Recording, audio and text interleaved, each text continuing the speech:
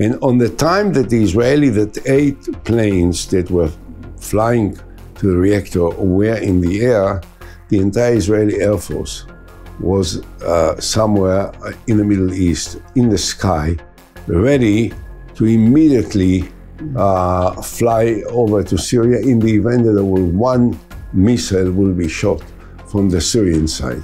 When I met with Israeli Prime Minister Benjamin Netanyahu last year, he told me he was determined to come back to power for one reason above all: to stop Iran from getting the bomb. The terror masters in Tehran, he told me, must never become capable of wiping Israel off the map and bringing about a second Holocaust. Now, Netanyahu is back in office. Iran's supreme leader is close to breaking out, making the final decision to build fully operational nuclear weapons, which means Netanyahu and his team are close to having to make the fateful decision: order the Israeli military into battle to destroy Iran's nuclear program once and for all. Israel is the only country in the world to have ever destroyed not just one, but 2 foreign nuclear programs. The first time was on June 7, 1982. That's when Israeli Prime Minister Menachem Begin ordered the Israeli Air Force to fly hundreds of miles beyond Israel's borders, deep behind enemy lines, to bomb a nuclear reactor in Iraq. 25 years later, on September 6, 2007, the Israeli Air Force went into battle again, this time to bomb a secret nuclear reactor in Syria, making the decision Israeli Prime Minister Ehud Olmert. And tonight, the Rosenberg Report takes you inside one of the most daring and successful operations in the modern history of the Jewish state. Our story begins in the winter of 2007. Increasingly concerned that Syrian President Bashar al-Assad is working with North Korea to build a nuclear weapons program, Israeli intelligence tells Olmert that they've identified a strange building in northeastern Syria, in a place called Deir Ezor, that could be a nuclear reactor, but they're not certain. They need undeniable proof. March 1st, 2007, you are told by your intelligence officials that there is a very real probability that there's a nuclear reactor being built by North Korea in Syria, posing an existential threat to Israel. What's your first reaction to hearing that news, and what's the next set of steps that you started to take? Almost accurate, but not entirely. Okay, well, get me straight. On the 1st of March, I've ordered the Israeli fighters of the Israeli Mossad to do something in another country where we suspected there might be an intelligence that will provide us with updated information about whether or not the Syrians are engaged in nuclear activity. Olmert orders 2 operations. First, he tells the Mossad to put a tail on Ibrahim Otman, the director of Syria's Atomic Energy Commission, who is heading to Vienna for meetings. When a window of opportunity emerges, Olmert directed, the Mossad should break into Otman's hotel room, hack into his laptop, copy everything on his computer, and then slip out without Otman ever suspecting something is amiss. Second, Olmert orders the Mossad and the IDF to send a special forces unit deep inside of Syria in the dead of night to get inside the mysterious building, located in the middle of nowhere, and find out what's already in there. Both operations hit the jackpot. On the laptop, the Mossad has found dozens of color photographs and plans of the Syrian nuclear reactor, including a photo of 2 men standing in front of it. One is Ibrahim Otman, Syria's top nuclear scientist. The other is Chon Chibu, one of North Korea's top nuclear scientists. From the Special Forces team come up-to-the-minute photographs from inside the reactor, a near-perfect replica of North Korea's own Yongbyon plutonium reactor. What's more, the intelligence makes it clear that the Syrian reactor is almost complete and about to receive its first shipment of plutonium, meaning it's about to go hot. And on the 13th of March, they came back with the information. And the information was not a probability, but was a certainty. So as of March 1st, this is the moment you send a special forces secret unit in to find out for sure what in fact is going on. That's right. And on the 13th of March, I got the response. And it was very accurate and very explicit. And there could be no doubt or mistake about the meaning of that information. There were photos, clear-cut, colored, very, very sharp photos of the inside of a nuclear reactor that was built in the northeast part of Syria, and which was a plutonic reactor that is made for one purpose only, which is to build an atomic bomb. So at this point, it's incredibly tightly guarded secret within the top echelons, right, of the Israeli government. How many people knew about this at that point? Well, first of all, it was tightly guarded secret within Syria, which was building it. There were only about 5 senior guys in the Syrian government, in the entire Syria, which were privy to this information, which shared this information. It was a turnkey project that was built by the North Koreans, and it was built in a very remote place in the country, not far from the Euphrates River, in the northeast part of Syria, inside a valley which was hidden from the people that were living at a distance of a few kilometers. They couldn't even imagine that not far from where they live, an atomic reactor is being built. And they couldn't see because the distance, the closest distance road to the atomic reactor was about a kilometer. And from a kilometer, the ceiling of the building was below the surface level. So there could be no one actually detecting it. And of course, in Israel at the beginning, there were very few. I realized from the beginning that the Syrians didn't know that we know their secret.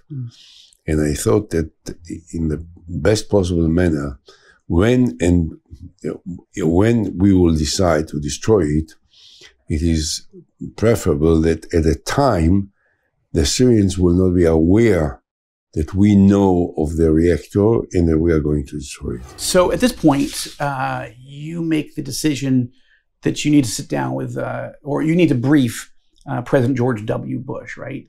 Talk about when you start having the conversation with Bush himself, you basically ask him, one, verify what we have, right? And then 2, will you, the United States, bomb this reactor and take it out? Well, that's not quite so. First of all, I didn't need him to verify. We had the best source of information. We had the best intelligence. We rely entirely on our intelligence sources, and there was no question about it. What I wanted him to know is what we had, and to share the interpretation for the information we had, so that he will be on the same page with us as far as the possible consequences of acquiescing with an atomic reactor nearby Israel. And so we just gave him the information. And I sent my top guys, the head of Mossad and the chief of staff, and they came to the White House. Once they heard this and once they evaluated it for themselves, they did come to the same conclusion that you and your team were right. Yeah.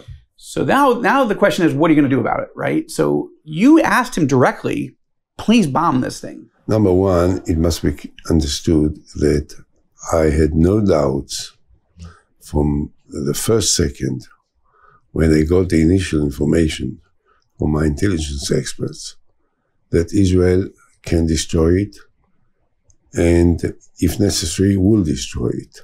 That there will be no doubt about the ability of Israel to do it and the desire to do everything possible in order to get rid of this threat. My idea was, which was very unpopular with my advisors, I have to say, They all thought that I was crazy. But I told them, look, the main problem, the real main nuclear problem is not Syria, is Iran. Already at that time. And the Iranians do not take seriously the American threats and warnings about their nuclear program because they don't believe that America will do anything to stop them. So there are talks and there are exchanges and there are meetings, and the Security Council every now and then decides of additional sanction of some sort against Iran. But the Iranians do not take seriously the American warnings because they don't believe that America will be prepared to do anything. In part because Bush had already gone into Afghanistan and Iraq, and there was a war weariness already in the United States? Is that because there may have been many reasons. You know, I don't know, to speak for the Iranians, why they didn't take seriously the American warnings. I can think only for myself that, objectively speaking, at that time already American was bleeding a little bit from the war in Afghanistan and from the war in Pakistan. And therefore, they were not inclined to engage in another military confrontation. Afghanistan and Iraq. Hang on, please. The reason why I suggested it to the president is because I thought that if America will destroy the atomic reactor in Syria, which we could do just as well, perhaps even better, because of the short distance, relatively speaking. But that once America will destroy the atomic reactor in Syria and will assume responsibility, public responsibility for doing it, that will change completely the attitude of the Iranians. And the Iranians will say amongst themselves, will say to each other, hey, these guys, the Americans, you can count on them. They are crazy. They are serious. If they say that they will stop us after what they did to Syria, they might just as well do the same to us. So the Iranians will then sit down and talk with America in an entirely different way from what they were doing until then. And that's why I wanted America to be involved, not because we, Israel, couldn't do it, but because I thought that on the long run, strategically, this could be the game changer in terms of how to stop the nuclear program of Iran. And that's why I talked to President Bush about it. I talked to Vice President Cheney about it. I talked to President Bush about it. I think that it was widely discussed. Cheney was for it, but Defense Secretary Gates was dead set against it. What was the call like when Bush gave you his answer? At that time, I didn't know how much he was pressured by different forces within the American system not to do it. What he said to me was that we had discussed three options. One was an Israeli attack. He's completely against it. One is an American attack. He's completely against it. And one is a diplomatic option, and he is in favor of it, and therefore he will send Condoleezza Rice to Israel the next Monday. We were talking Friday, and you'll have a big press conference with Condoleezza Rice that will shatter the world and that will move forces, and we are at the end of it in order to force Syria to withdraw from this program. What did you fear might happen, though, if it went to the UN? No, first of all, without even hesitating for 1 second, even maybe before he has actually finished his statement, I said, Mr. President, well, I understand. You can't, we will. You will not do it, we will do it. The ultimate responsibility for the security of the state of Israel rests on the shoulders of the Israeli Prime Minister. So I'm in that position. This is my call. Thank you very much. I didn't know then that Secretary Gates was approached by a few guys from within the inner circle of President Bush. And they say to him that Olmert has, as they said it, an undue influence over Bush. Everything he asks Bush, the president says yes, and there is a likelihood that he will drag Bush into another war in the Middle East, and this is dangerous to America, and you must stop it. So Bob Gates writes in his book, Duty, he writes in his book that he went to the president and he advised him to warn me that if I will act not in line with his advice to me, that Bush should warn me that this will jeopardize entirely the relations between Israel and America. Bush never warned me, and Bush couldn't warn me because Bush knew me just as well to know that when it came to the security of the Jewish people and the state of Israel, there was no threat that could make any impact on me. One of the reasons I think his photo adorns your walls, you guys built a very tight friendship beyond just the alliance. But it is interesting, right, how the pressure on him to say no to you, to warn you, but essentially he winked at you. Look, you're going to do it anyway. I'm not an American. I'm an Israeli. I was Prime Minister of the State of Israel. So I could not intervene in a political debate within the United States. It's not for me to suggest or to offer or to advise the American people of who their president is. But I can tell you that from the distance that I was in, and I was looking at American politics, I thought that a lot of injustice was done to President Bush. President Bush is a remarkable person, a remarkable human being, a man with the highest degree of integrity and a great patriot of the United States, and a man whose word can always be relied upon because he would never lie to you, he would never fool you around, he would always speak straight up front in the most explicit, in the most decent manner, and he was a great friend of the State of Israel. Around 10:30 on the night of September 6, 2007, 4 F-15 fighter jets took off from a base in southern Israel. At the same time, 4 Israeli F-16s lifted off from a base even further south. Using highly sophisticated radar jamming equipment, the planes first headed west, invisible to Syrian radar.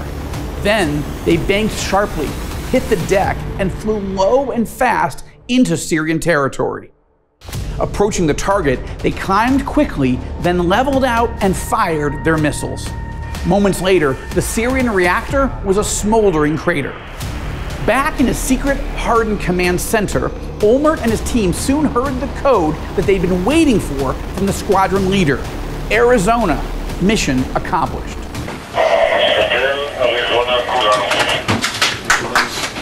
The reactor was destroyed, but now Olmert waited to see if Assad would retaliate and fire hundreds of missiles at Israel's cities and most sensitive infrastructure. So we had to prepare for a comprehensive war. We have to make all the necessary arrangements that in the event that they will respond and it will drag us into a comprehensive war, that we will be ready. And yet all this on a massive scale of a national preparations of the entire army, nothing should be known not only to the Syrians, which is the Russians, the Americans, the Chinese, to the Israelis themselves, to the fighting forces themselves. They were getting ready for something without knowing for what. And on the time that the Israeli, that 8 planes that were flying to the reactor were in the air, the entire Israeli Air Force was somewhere in the Middle East, in the sky, ready to immediately fly over to Syria in the event that one missile will be shot from the Syrian side. Had the Syrians shot at that time, most likely that within 96 hours, most Syria will be destroyed. But they were smart enough not to respond. Why did you opt for the airstrike option? So, number one, easy. The air fight was much less risky than a ground operation. Number two, the amount of explosives which were dropped on the atomic reactor was 17.24 tons, which is 17 times more than the explosives that may have been taken by the ground forces. And so, I mean, definitive. In terms of, efficiency, it was a much better operation. Did you ever consider for a moment delaying? I mean, how did you make the final decision then in that context? The Americans are against you. The reactor doesn't have fuel yet, but it will soon, so it'll go hot.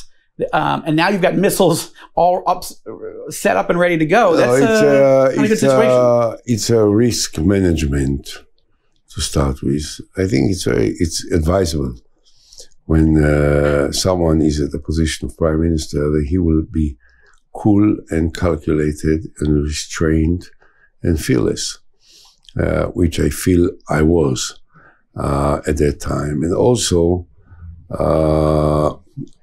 we made all the necessary preparations for a comprehensive war if it will erupt.